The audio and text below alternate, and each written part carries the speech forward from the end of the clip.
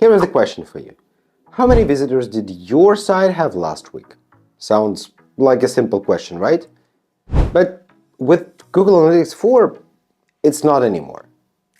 You've got users in the GA4 interface, user pseudo ID in the GA4 BigQuery export, and multiple ways that business users actually count unique visitors. And if you define it differently across different dashboards, you will end up with 3 to 5 different answers for the same question. That's house. So today, I will show you how to define visitors with GA4 BigQuery export data using SQL that is reusable, transparent, and documented. I'm creating a new data mart in OWOX called GA4 Visitors. Select my BigQuery data storage and paste in the SQL I've prepared. Don't worry, this SQL script is either in the video description or somewhere around it, so you can definitely grab it from there. The logic is straightforward. I'll take the GA4 events table. I take the user pseudo ID as the unique identifier for a visitor and grab the date of each event. I then aggregate it to one row per visitor. For each visitor, I stored the first date we saw them and the last day they appeared, as well as the number of events. But that's not necessary. That's it. Now every row in my table is one visitor with a clear lifespan. You may want to add more details in here. But notice what's not here. Things like country or traffic source.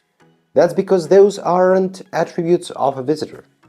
A single visitor might come from Germany today and Spain tomorrow, or from Google Ads in one session and email in another. Those are session attributes, which I showed you how to define in my previous video on GA4 sessions. So if you want geo or source or medium, just join your visitors table with your sessions table later. For now, visitors is the clean, unique people identifier with start and end dates. Next step is documentation. Raw fields names like user pseudo ID means nothing to your boss if he asks to see this. So right here in OWOX, I'll add aliases and descriptions.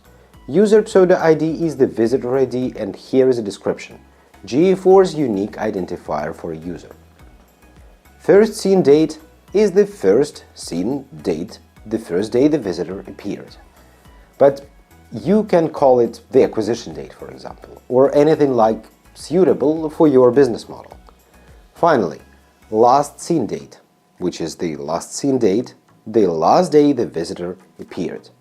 And the events, I'll just drop this from the reporting because that doesn't bring any new business value. I just want to keep it for me. Save it. And now the visitor definition is documented, reusable, and shareable. Let's also publish it. It's now available to be reused in other data marts or just connected to Looker Studio or Google Sheets as a report. And that's it. You've defined GA4 visitors cleanly and transparently without confusion. One row per visitor, consistent across every report. With OWOX Data Marts, you don't just pull in SQL, you create business-ready definitions that can be reused in Sheets, Looker Studio, Tableau, Power BI, or anywhere else.